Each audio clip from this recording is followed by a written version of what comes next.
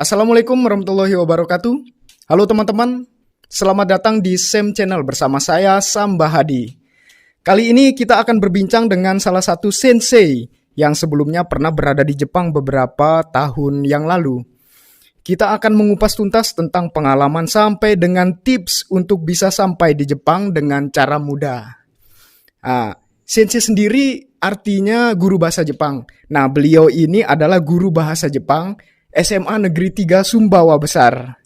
Kita sudah tersambung dengan beliau. Nama beliau adalah Samsul, tapi biasanya kita menyebutnya dengan panggilan Sensei. Halo Sensei, apa kabar? Halo, alhamdulillah, baik. Alhamdulillah. Apa kabar? Alhamdulillah, baik-baik juga. Ini lagi sibuk apa ini Sensei sekarang?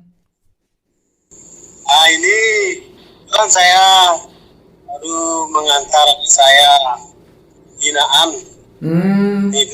Pernah berangkat ke Jepang nih Sensei. Bisa berangkat ke Jepang itu dengan cara apa Sensei? Mungkin bisa dijelaskan apa dengan lewat jalur beasiswa atau diundang dari Jepangnya sendiri, dari lembaganya atau bagaimana? Baik. Ini ceritanya saya pernah ke Jepang itu sudah 2 kali. Yang pertama memang saya kira dan saya pikir itu adalah kerja keras selama ini saya lakukan. Artinya pada saat yang pertama kali pada tahun 2010 saya berangkat ke Jepang itu kan karena saya seorang pegawai negeri. Tetapi memang pada saat itu saya mengajar dari tahun 2001 sampai dengan 2008 itu tanpa kurikulum. Nah, akhirnya saya mengambil dari beberapa materi-materi untuk jadikan sebuah bahan dokumen, dan itu diketahui oleh kementerian. Hasil itu karena kementerian tahu, akhirnya menelpon saya untuk mengikuti pelatihan. Tapi sebelum ke Jepangnya itu kita melewati beberapa tahapan tes. Apakah tesnya seperti misalkan harus lulus Noryoku Shiken N1, N2 atau N3 gitu Sensei, atau bagaimana untuk tahapan-tahapannya? Bisa diterima oleh kementerian? Iya, bahasa Jepang pasti pernah ikut bahasa. Itu yang namanya Noryoku Shiken. Ya, Noryoku Shiken. Itu sebenarnya untuk kita yang sarjana, yang paling rendah itu adalah N4 pada saat itu. N3 ya. N4, baru masuk. Kemudian N3 itu sudah sarjana. Itu yang paling rendah. Nah, itulah dipakai untuk masyarakat kita mengikuti pelatihan ini. Untuk ke Jepangnya. Nah, itu pelatihan itu saya ikuti ada 3 kali proses. Pertama, kita antar wilayah dulu, barangkali karena dari Sumbawa kita antar Nusa Tenggara Barat, provinsi. Setelah itu baru dikumpulkan dengan provinsi yang lain, Jawa Timur sampai dengan bagian timur, bagian timur seperti Kupang, NTT, seperti itu. Dan sebagian Jawa Timurnya Surabaya, Bali, menyatu untuk mengikuti pelatihan itu juga merupakan media saring. Dari situ diambil lagi untuk mengikuti pelatihan berikutnya, dan alhamdulillah pada tahun berikutnya itu dari seluruh Nusantara kumpul di sana, disaring, jadi sekian ratus orang. Maka yang berhak berangkat pada saat itu adalah diambil 20 orang. Dan alhamdulillah meskipun saya ranking ke-20 orang itu satu provinsi apa? Seluruh provinsi. Nusantara. Se-Nusantara diambil 20 orang ya?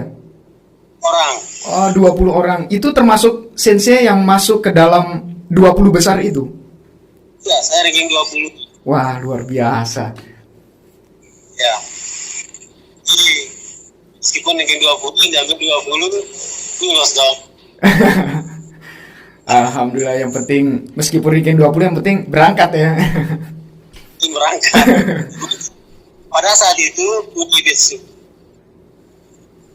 Unibetsu itu adalah semacam training guru, Hmm. guru bahasa Jepang tingkat SMA atau MA se-Indonesia untuk ditrainingkan di Jepang Itu selama i- seminggu. Oh, itu sensei sudah berada di Jepang, kemudian di training lagi.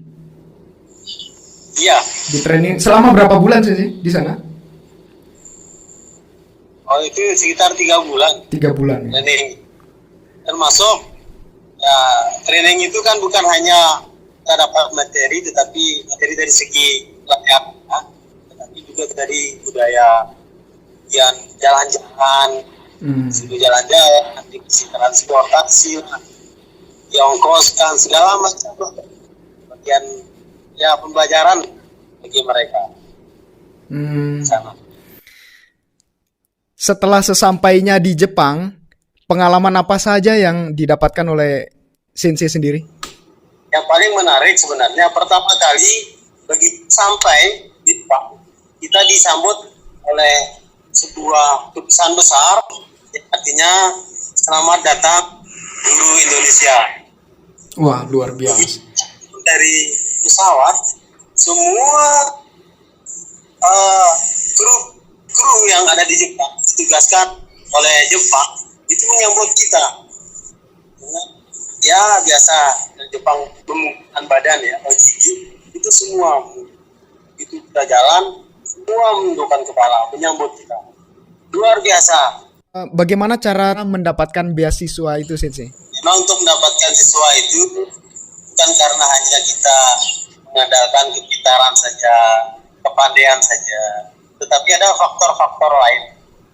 Orang Jepang itu nggak mencari orang pintar, karena Jepang sudah banyak orang pintar, dan nggak mungkin berangkatkan orang yang sudah pintar. Iya. Betul. Dan jangan lupa juga komunikasi kita di Indonesia, karena kita juga harus baik. Salah satu faktor dominan juga itu. Apalagi bisa sahabat dengan kebijakan, yakin bisa berangkat dan bisa dapatkan beasiswa. Bagaimana cara sensei memberikan tips dan trik kepada siswa-siswanya agar cepat mendalami bahasa Jepang itu? Mungkin cara penulisan bahasa Jepang gimana caranya agar supaya murid-muridnya sensei itu bisa cepat menghafal. Jika saya mengatur satu persatu, saya ajarkan cara menulisnya sampai mereka itu betul-betul begitu memikirkan lagi bagaimana bentuk tulisan huruf-huruf itu, bagaimana cara nulisnya sampai tidak sampai berpikir begitu lagi. Jadi secara spontan bisa menulis itu sebut mereka akan menulis huruf sesuai dengan cara penulisan yang benar, huruf A. Mengajarkan secara perlahan dan berulang-ulang. Kemudian kita juga menerapkan sistem budaya santun seperti yang pernah kita di Jepang ya. Kemudian kesabaran, ya ketulusan, itu yang paling penting. Karena saya memang arahannya adalah Pembentuk karakter siswa ya.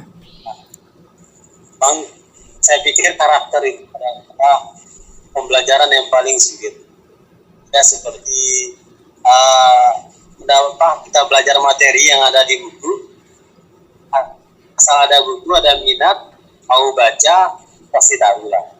Tapi karakter ini sulit sekali.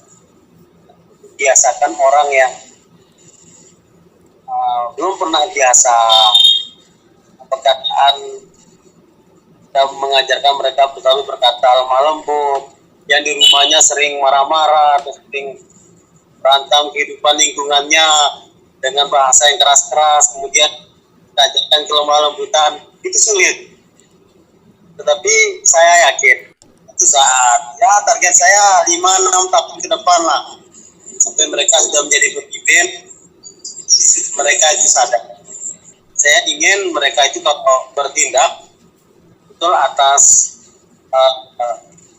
hatinya sendiri, ya, dan atas karena menghitung ruginya, ini betul-betul atas hatinya. Kalau memang itu salah, jadi pembelajaran adalah mereka harus bisa hukum atas kesalahannya, dan mereka penting adalah mengetahui kesalahannya. Itu yang paling penting. Kalau sudah tahu salahnya, saya yakin maka akan jelas nanti kebenarannya sendiri. Bukan hanya kita ajarkan yang benar-benar saja, kalau kita benar-benar saja kan, tanpa sikap pengalaman, tiba-tiba berbuat salah, nanti kalau oh ini benar ini, ini susah. Di atas sendiri itu yang saya ingin ajarkan. Mungkin agak lama, ya kalau ditimbang-timbang, jadi materi dari segi pengetahuannya mungkin kalau dari saya memang jauh sekali ketinggalan.